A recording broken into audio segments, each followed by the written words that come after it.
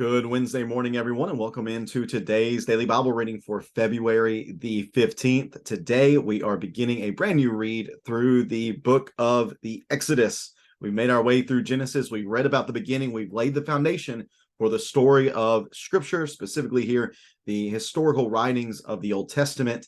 And now it's time for us to see the next chapter, really, in the book that is the Pentateuch. That's one of the things I saw as I read through some resources prior to getting on here, was the idea that what we're seeing here in Exodus is not just a brand new story.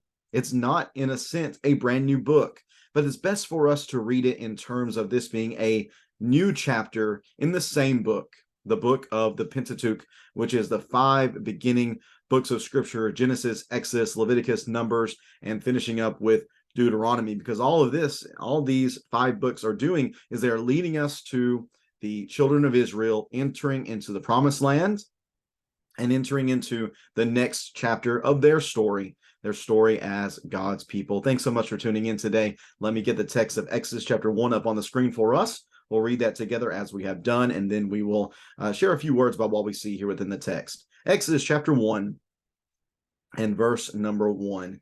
These are the names. Actually, I'm going to read it as it would literally be read. There is a word that's missing here at the beginning that does not make it into the English translation, but it is the word and. And these are the names of the sons of Israel who came to Egypt with Jacob. Each came with his family: Reuben, Simeon, Levi, and Judah; Issachar, Zebulun, and Benjamin; Dan and Naphtali; Gad and Asher. The total number of Jacob's descendants was 70, and Joseph was already in Egypt. Joseph and all his brothers and all that generation eventually died, but the Israelites were fruitful, increased rapidly, multiplied, and became extremely numerous, so that the land was filled with them. A new king, who did not know about Joseph, came to power in Egypt. He said to his people, "Look, the Israelite people are more numerous and powerful than we are. Come, let's deal shrewdly with them, otherwise they will multiply further. And when war breaks out, they will join our enemies, fight against us, and leave the country." So the Egyptians assigned taskmasters over the Israelites to oppress them with forced labor. They built Pithom and Ramses as supply cities for Pharaoh. But the more they oppressed them, the more they multiplied and spread, so that the Egyptians came to dread the Israelites. They worked the Israelites ruthlessly and made their lives bitter with difficult labor in brick and mortar and in all kinds of field work. They ruthlessly imposed all this work on them. The king of Egypt, Pharaoh, said to the Hebrew midwives, the first, whose name was Shiphrah, and the second, whose name was Puah, "When you help the Hebrew women give birth, observe them as they deliver. If the child is a son, kill him. But if it's a daughter, she may live." The midwives, however, feared God and did not do as the king of Egypt had told them. They let the boys live. So the king of Egypt summoned the midwives and asked them, "Why have you done this and let the boys live?" The midwives said to Pharaoh, "The Hebrew women are not like the Egyptian women, for they are vigorous and give birth before the midwife can get to them." So God was good, or God did well, to the midwives, and the people multiplied and became very numerous. Since the midwives feared God, he gave them families. Pharaoh then commanded all his people, "You must throw every son born to the Hebrews into the Nile, but let every daughter live." Exodus chapter 1. As I mentioned, going back up here, they're right here in this little area right there, right in between the 1 and the T there. There's a word that doesn't show up in our in our English translations that is in the Hebrew text, and it is the word "and." And these are the names of the sons of Israel. Why? Well, why is that the case? Well, that's the case because we must connect the story of the Exodus with the story of the beginning. Genesis leads right into Exodus, and if we don't know what has happened in Genesis, then we are really confused once we get here to the beginning of the Exodus story and begin reading what is found here within the text. These first 7 verses, really, they are the historical link to Genesis. In fact, the first few words of chapter 1 and verse number 1 are verbatim from what we can find in Genesis chapter 46 and verse number 8, that these are the names of the sons of Israel who came to Egypt with Jacob. That's the exact same thing that is said.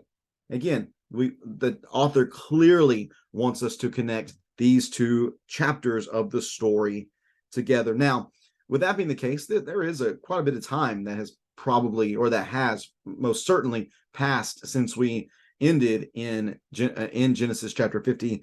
Something maybe like 350 years or so. That's about the time that we're looking at from where the story leaves in Genesis to where it picks up here in Exodus. And in that time, they have gone from royalty to slavery. Well, why? What is the factor that has come about that has caused this to happen? Well, it begins with the fact that, now this is going to sound weird, but they are going to become slaves because God has been faithful. God has been faithful to his people. And he's been faithful to his people because God has been busy doing what he did in Genesis, which is creating. Remember, God made the promise to Abraham, made the promise to Isaac, made the promise to Jacob, that they would be a great multitude of people. Really, what has happened is that Abraham and Sarah have assumed the new role of Adam and Eve. Going back to Genesis chapter 1 and verse 28, God said to be fruitful and multiply and fill the earth, and they did that. And so have Abraham and Sarah's descendants. The language that is found specifically in verse number 7 of Exodus chapter 1, this is all creation language. So many of the words and the ideas and the concepts that are found within this verse can be found in Genesis chapter 1 and verse 28. This is creation language. It is God doing what God does, which is create. He did so through Adam and Eve. He's doing so here through the descendants of Abraham and Sarah. And of course, again, this is the fulfillment of God's promises to his people. And yet, that only becomes a problem because a new king, a new Pharaoh, who did not know about Joseph, came to power in Egypt. Now, here's the question. Did he actually not know about Joseph? Like, was he literally ignorant of Joseph, having no idea of who Joseph is? I mean, that's possible, yeah. But I'd say it's pretty hard. It's going to be pretty hard to figure out, or to let such an important person in Egypt's history just be forgotten completely. I mean, think about us. Our country's been around for a few hundred years now. We know the names of the very prominent people, especially those who play a really prominent role in the early years of the country. So it could be that, or it could be as well that he just didn't care about Joseph. He didn't care about this random weird group of people that's living up in Goshen that have been multiplying so much that, if we had an enemy coming from the northeast, and if they saw this people that's different from the Egyptians, they could recruit them and they could come and they could fight against us and tear us apart. Either one of these makes sense.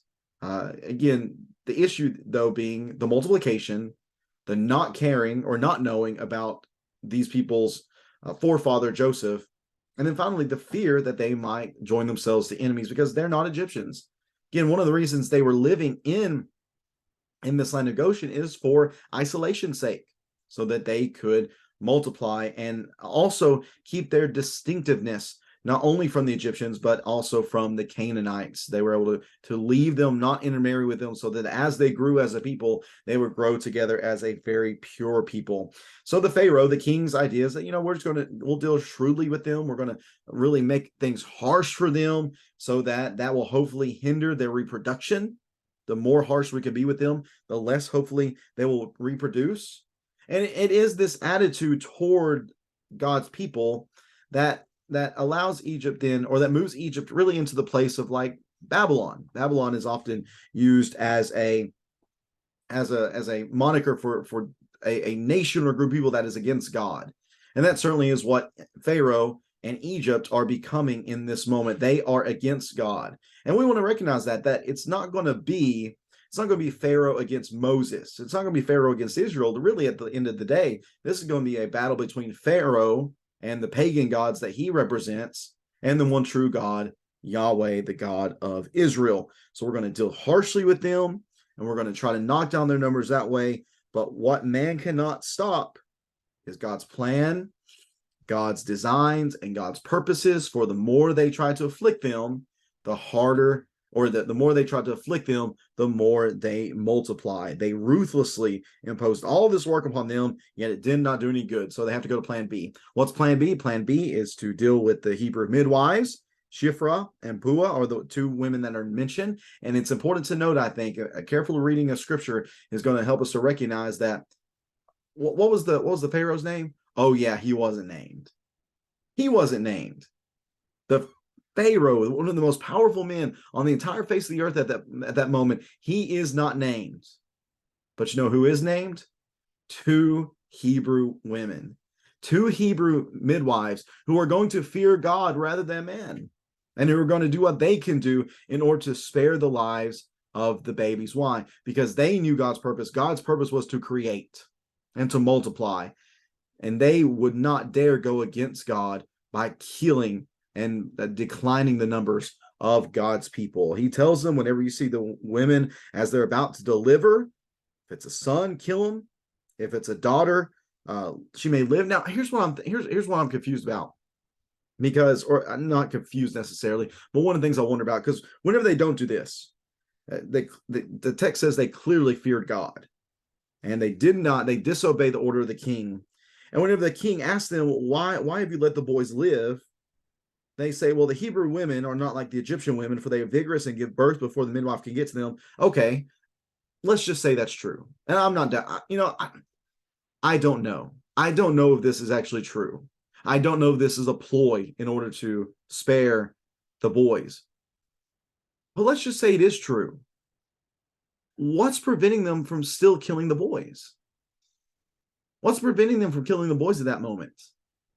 That's just something I'm curious about. I just do not know. One of the other things that some people have suggested is that really what they're doing more than infanticide is they're performing a kind of abortion, in which they had some sort of way in order to figure out the gender of the babies, and if they figured out that it was a boy, then they were to commit an abortion there in that moment. But hey, since the baby actually was born, we couldn't do anything about it. That's a possibility as well. Some have suggested. But here's the thing: at the end of the day, what we often focus on is their deception and the fact that they didn't tell the whole truth to Pharaoh. And while I understand that issue, we are to be a truthful people, the reality is that God was good to the midwives. God was good to them. If it is that they deceived Pharaoh, God was good to them anyways. And so it makes me wonder about the whole idea of deception and lying, and how it is that we approach that. If it is in terms of sparing life, if that's something that God finds acceptable, I just don't know, because we have those questions that are always asked to us, hypotheticals, that if you were hiding Jews during the Holocaust, what would you tell the Germans who came to your house? And those are hard questions for us to ask and to answer. What would we do? Here's what I know. I know that God was good to the midwives. I know that they disobeyed Pharaoh. They disobeyed the king because they feared God. I know that. And that's all I can go on, is the fact that God blessed them for their disobedience to Pharaoh. Did it include deception or not? Again, I cannot say with certainty. We're not told that what they said in verse 19 is a lie. Maybe they just drug their feet. Maybe they knew somebody was about to give birth and they're like, oh, well, I've got to go do something else first. That'd be smart. That'd be a good way to go about that as well. Whatever the case is, I want to focus on the fact that they disobeyed man's authority in order to obey the authority of God and to not take innocent life. And for that purpose, God did well with them. God was good to the midwives. And what I find ironic and almost humorous is the fact that their disobedience toward Pharaoh led to God blessing them in such a way with families that the very thing he was hoping to destroy, they produce more of. What a beautiful thing that is for God, to take the desires of man's wicked, evil hearts and to completely counteract that through these midwives. What an awesome thing for God to do, to say, you can't stop me. My people will continue to multiply. Well, once that doesn't work, Pharaoh has to go to the third option, which he says, hey, whenever they're born, just throw them into the Nile. This river that was the source of life for Egypt, he's going to turn into a source of death and destruction. And you know what? He might think that what he's going to do is really going to bring about change, but it's not going to. But later on, again, whenever God does that thing, whenever God takes the Nile and uses it as a tool for destruction, that's whenever things really do change. That's whenever God shows his ability to really control the situation. That's what we have here in Exodus chapter 1. We have a difficult spot that the Jews are in some senses. They're in a great spot because they're multiplying, and they are becoming this great nation that God desired for them to be. They're in a difficult spot, though, because the one who is ruling Egypt doesn't like that. He's going to try to make life difficult upon them. He first just tries to hinder reproduction. Then he starts on killing those who have been reproduced. What a horrible situation that they're in. Although even in this horrible situation, we still see not only the faithfulness of God's people in the form of the Hebrew midwives, but also the faithfulness of God, that as man tried to destroy God's creative power, here God comes and shows the ultimate power that he has in absolute creation and keeping his promises and making the children of Israel a great nation that he promised their father Abraham that they would be. Well, unfortunately, it's not going to, the difficulty is not going to end here within the text. We're going to see that there's going to be continued trouble, but we're going to see that from this decree that all the sons must be thrown into the Nile, we're going to see the deliverer come, the one who's going to rise up to be the leader of Israel, because the patriarchal times are past now. There's no more Isaac. There's no more Abraham. There's no more Isaac. There's no more Jacob. But there will be one. His name is Moses. And he's going to be the one that God is going to focus on as serving as the deliverer of God's people. And really what he's going to do is he's going to set the type for Jesus. He's going to foreshadow the true coming deliverer of Jesus, who's going to lead the great exodus of all people out of the captivity of sin and into the promised land of freedom in his name. We're going to see that here as we continue throughout the story. Thanks so much for tuning into this reading on this Wednesday. I hope that you have a great rest of your Wednesday, especially looking forward to being with everyone tonight as we gather together for our Bible studies at 7 o'clock. Hope you can join in then. I hope you can join in tomorrow as well as we read together from Exodus chapter 2. Take care and God bless.